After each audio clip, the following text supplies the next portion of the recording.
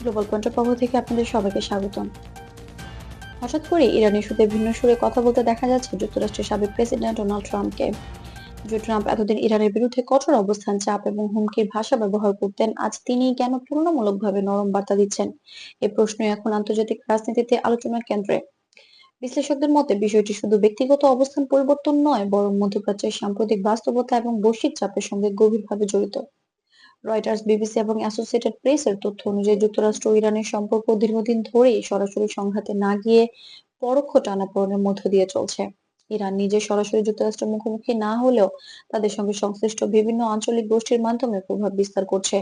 এই পরিস্থিতিতে যুক্তরাষ্ট্র সাম্প্রতিক সময়ে কিছু এলাকায় নিজেদের উপস্থিতি সীমিত করছে, তবে পেন্টাগনের ভাষায় এটিকে কোনোভাবে পিছু হটা বলা হচ্ছে না।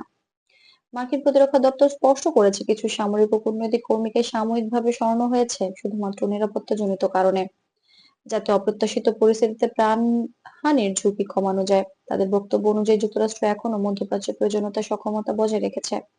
ডোনাল্ড ট্রাম্পের দিক থেকে দেখলে তার রাজনৈতিক ইতিহাসে ইরান প্রশ্নটি বরাবরই গুরুত্বপূর্ণ ছিল। 2018 সালে তিনি ইরানের সঙ্গে করা পারমাণবিক চুক্তি থেকে যুক্তরাষ্ট্রকে বের করে আনেন এবং তখন থেকেই কড়া নিষেধাজ্ঞার পথে হাঁটেন। তবে একই সঙ্গে ট্রাম্প একাধিকবার বলেছেন তিনি বড় পরিসরে সংঘাতে যেতে চান না। সিএনএন এবং নিউ ইয়র্ক টাইমসের প্রতিবেদনে উল্লেখ করা হয়েছে, ট্রাম্প বিশ্বাস করেন ইরানও সরাসরি বড় ধরনের সংঘর্ষে জড়াতে আগ্রহী নয়, বরং উভয় পক্ষই নিজেদের অবস্থান শক্ত রাখার পাশাপাশি খোলা দরজার নীতিও বজায় রাখতে চায়। অন্যদিকে ইরানের সর্বোচ্চ নেতা আয়াতুল্লাহ খামেনির বক্তব্য একই ধরনের বার্তা পাওয়া যায়। আল জাজিরা এবং রয়টার্সের বিশ্লেষণে বলা হয়েছে, যুক্তরাষ্ট্রের সমালোচনা করলেও ইরান প্রকাশ্যে বলেছে তারা সরাসরি বড় ধরনের মুখোমুখি পরিস্থিতি চায় না, বরং তারা নিজেদের প্রভাব আঞ্চলিক পর্যায়ে ধরে রাখার দিকে মনোযোগী।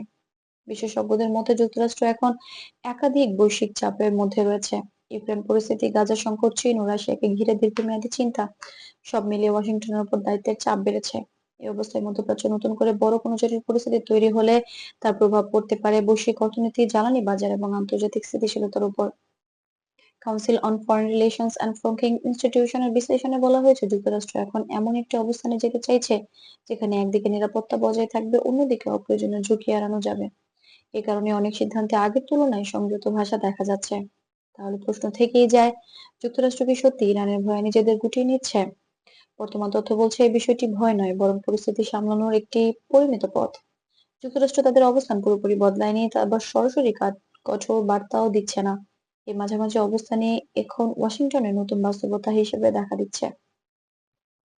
সব মিলিয়ে বলা যায়, ইরান ইস্যুতে ডোনাল্ড ট্রাম্পের ভাষার পরিবর্তন এবং যুক্তরাষ্ট্রের সাম্প্রতিক পদক্ষেপগুলো একটি বৃহত্তর বৈশ্বিক প্রেক্ষাপটের অংশ।